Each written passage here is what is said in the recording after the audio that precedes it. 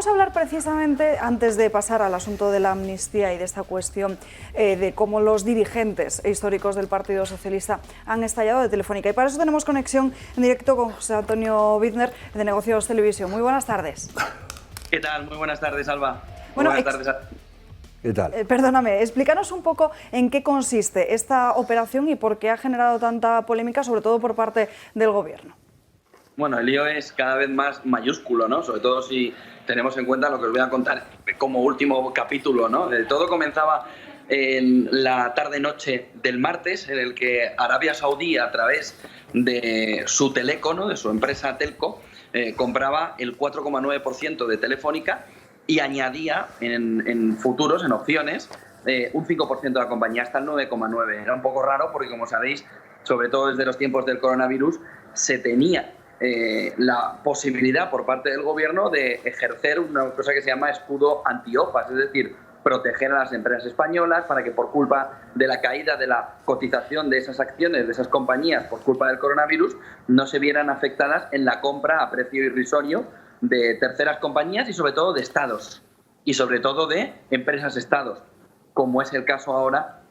por ejemplo, de STC, que es la compañía Teleco de Arabia Saudí, de la compañía pública de Arabia Saudí. ¿Qué es lo que sucedió? Pues cuando todo el mundo esperábamos, bueno, pues no pasará nada, porque el Gobierno meterá el escudo anti-OPAs, la dejará a malas en el 4,9%, porque además hay una parte de baremo en el que si además tiene posibilidad de acceder a contratos de defensa, entonces en ese caso el 10% se rebajaba al 5%. Hasta ahí era raro porque de repente el Gobierno no decía nada. Yolanda Díaz sí que puso un tuit diciendo que tenía que garantizarse la autonomía de las compañías españolas, sobre todo de esas empresas estratégicas, y en ese contexto el miércoles, ayer, ya era un poco raro ver a Nadia Calviño decir, bueno, es que van a aportar mucho, vienen a ayudar los saudíes, Arabia Saudí. Era como, ¿a qué vienen a ayudar? Si es por comprar Telefónica, por empresas serán que quieren hacer una inversión en Telefónica por el atractivo que tiene Telefónica y por la importancia que tiene Telefónica precisamente en el sector telco. Fueron pasando horas, abrió el mercado, empezó subiendo la compañía un 3, acabó ayer en la jornada subiendo solo un 0,3 y la sorpresa nos llega en el día de hoy,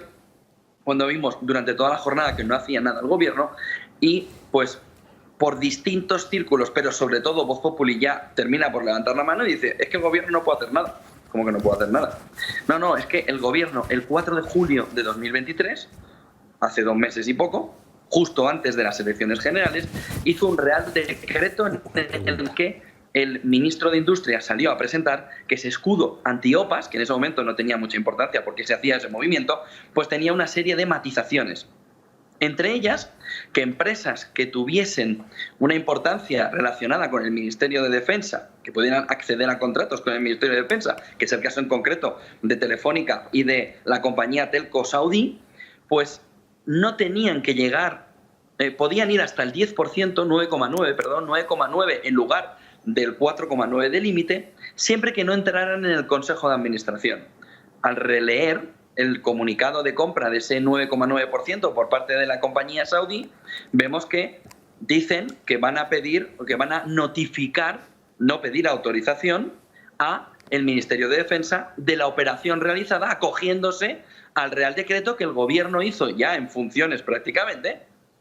20 días apenas antes de las elecciones generales. De tal manera que lo que nos encontramos ya hasta ahora es que el Gobierno no tiene absolutamente nada que hacer en función de ese decreto, de ese Real Decreto que ellos mismos pusieron encima de la mesa, y a partir de ahí empiezan las preguntas. Preguntas de cómo puede ser que el Gobierno no supiera que los saudíes llevaban 6 meses preparando la operación, hablando con Morgan Stanley, con Linklaters, buscando tanto en Londres como en Madrid el encaje legal para poder hacer toda esa operación, y que el Real Decreto, que supuestamente fuese algo casual, ¿no? Oye, ¿qué vamos a hacer este viernes? Pues un Real Decreto en el que reducimos las exigencias del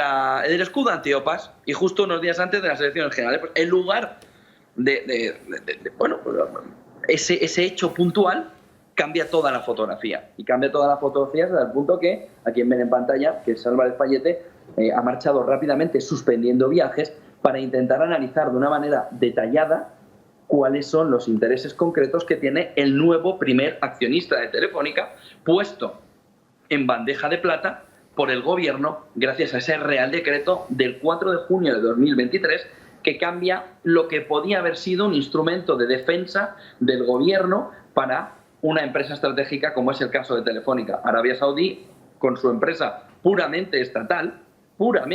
ya no entremos en valores democráticos, que podemos entrar, pero no entremos en valores democráticos, sino simplemente en la estructura jurídica que tiene esa sociedad, acaba de conseguir un gol por la escuadra precisamente por el error gravísimo del Gobierno a la hora de hacer un Real Decreto del que la principal pregunta a estas horas es si tenía algún tipo de interés o de intención precisamente de dejarle en bandeja de plata esa participación del 9,9% José a Antonio, Arabia Saudí ante la incredulidad